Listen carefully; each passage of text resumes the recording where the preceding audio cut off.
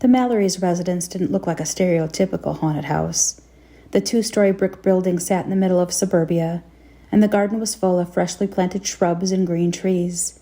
A young, dark-haired woman opened the door when I knocked. "Can I help you?" "Hi, I'm Cheryl White, ghost hunter. Paul Mallory called me about a spirit problem." The woman's face lit up. "Oh, of course. I'm Anne, Paul's wife. Please, come in." In the sparsely decorated foyer, boxes were stacked into corners, waiting to be unpacked. "When Paul booked the appointment, he mentioned you'd moved recently." "That's right. We've only had this place for a few weeks. Excuse the mess. Paul hasn't finished unpacking, I'm afraid." Anne led me into the kitchen and indicated that I could put my case of equipment on the table. Like the hallway, the kitchen was only partially unpacked. "Would you mind if I asked why you moved here?" Anne let out a breath with a whistle. Actually, the move was long overdue. We'd been staying with Paul's extended family. They had a large property up in the Blue Mountains and invited us to live with them after we got married. To save costs, you know. Then there was a death in the family, and Paul said he wanted to move out. We needed a fresh start, so we came out here. I clicked open my case and pulled out my notebook. "How soon after you moved did the spirit disturbances start?" Anne laughed. It was a rich, throaty noise. "You better talk to Paul about the ghosts. To be honest, I haven't had a problem with them. It's all focused on Paul. He's in the back garden doing some work with Stephen. Head out there whenever you're ready. I've got a few chores to finish before the fun begins." As Anne had promised, I found Paul in the backyard garden, planting a sapling with the help of another man. I cleared my throat as I approached, and they both startled. "Damn," Paul said, wiping his hands and jogging up to greet me. "Sorry about that. You must be Cheryl, right? I wasn't expecting you until later." I shook his hand and smiled. "I finished my morning job early." That was a white lie. No one had hired me for a legitimate job in nearly a fortnight. Funds were tight, and I was eager to start a new case. If I was lucky, the Mallory house might have a genuine haunting, which would require multiple sessions of contact before we could make a decision about expelling or appeasing the spirit. "Well," Paul said, "I'm glad you're here. I hope you don't mind, but I asked Stephen to stay overnight, in case things get hairy. We used to be neighbors." "Not a problem. Now, why don't you tell me what's been happening?" Paul gave me a detailed description of the paranormal events he'd experienced as he led me through the building. "Sometimes, late at night, lights will turn on and off in the hallways. And for 3 nights in a row now, the door to my dresser in the corner has opened and slammed closed. It always happens late at night, regardless of whether I'm in bed or not." I examined the dresser, opening both doors and bumping them gently to see if gravity or a breeze could be to blame. To my delight, the doors were heavy and stuck on their hinges. Slamming either of them would require force. If the event repeated itself that night, it would be substantial proof of a haunting. "Curtains open and close themselves through the day," Paul continued. "The first time it happened, I thought someone had broken in. How else would the curtains be opening during the 8 hours the house is empty? But nothing was stolen, and it happened again, day after day, until it became a regular occurrence." "Have you heard any voices or unaccountable noises?" I asked. "Yeah. If I wake up in the middle of the night, I'll sometimes hear noises in other parts of the house," Paul said, grimacing. "I'm pretty sure I heard singing last week, but I've searched the house countless times and I can never find anything." I jotted details in my notebook. "Well, that's plenty to start with. Let's get some equipment set up." Paul and Stephen stood behind me as I fiddled with the audio settings on my laptop. Anne sat in the bay window with a book, apparently content to watch from a distance. I'd set up a temporary surveillance area in the spare bedroom, one of the few parts of the house where Paul hadn't experienced paranormal events, to monitor the cameras, audio recorders, and EMF devices I'd arranged throughout the house. The equipment was my pride and joy. Not only did it look impressively complicated, but I'd also caught some amazing stuff on it. Everything fed back to the laptop.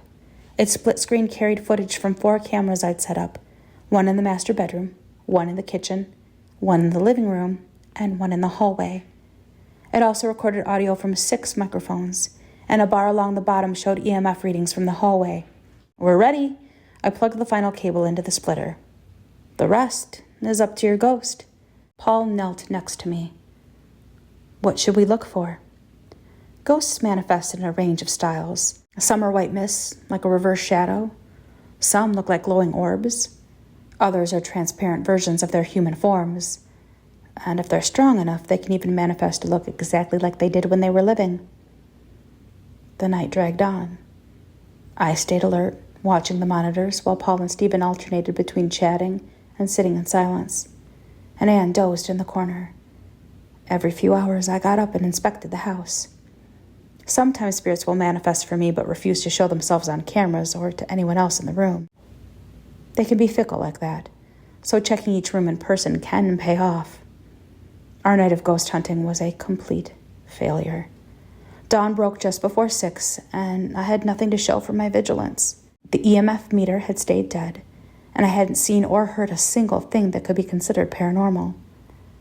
I was disappointed on so many levels. With the number of events Paul had claimed had occurred in his house, I had been convinced we would see something. It also meant I would have no repeat visits to the house, and very little chance of a referral. Who wants a ghost hunter who can't find the ghost? Anne tapped me on the shoulder as I shut down my computer. It's been a long night. I'm heading off to bed. Sorry we didn't see anything. She slipped out of the room before I could reply, leaving me with Paul and Stephen. They looked exhausted. I hid my dissatisfaction and tried to offer some comforting parting words. Just because we didn't see a spirit doesn't mean there isn't one here. They can tell when they're being watched, and sometimes they'll hide. There's some good news, though. The events you've described lead me to believe that your spirit is harmless. Friendly, even. I guess that's something, Paul said as he helped me to carry my equipment to the car. But if I'm being honest, I'd be happier if it weren't happening at all. I'm sure. I felt both exhausted and disheartened, but put on a cheerful smile for Paul's sake. Sorry I couldn't be more help, but thank you for the opportunity to investigate your home. I'll mail you my invoice next week. No problem. Thanks for coming out. Say goodbye to Anne for me. Paul froze at my words. How do you know about Anne? I was confused. What do you... She's the reason I moved out of my old place. His voice was shaky with still fresh grief. Anne died last month.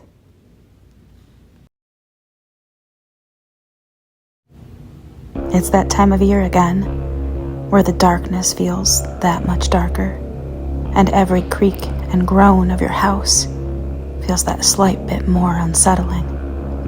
It's that time of year where your sense of fear and dread creeps more deeply upon you, and your fears are suddenly heightened. But there's no need to fear. We have the perfect solution for you. Spooktober 2024 is once again sponsored by VENATOS. As you all know by now, VENATOS offers the topmost quality in gaming equipment, and with their top-rated customer service, you won't have any buyer's remorse nightmares, even if you live on Elm Street. You can avoid the terror of added fees because VENATOS ships free to the United States, Canada, and hell. Well, Hell, Michigan, that is. What are you waiting for? Go to VENATOS.com today. Still scared? How about you use code PRESSSTARTMOM at checkout and save an additional 10% off your order? That should keep the monsters at bay. For now.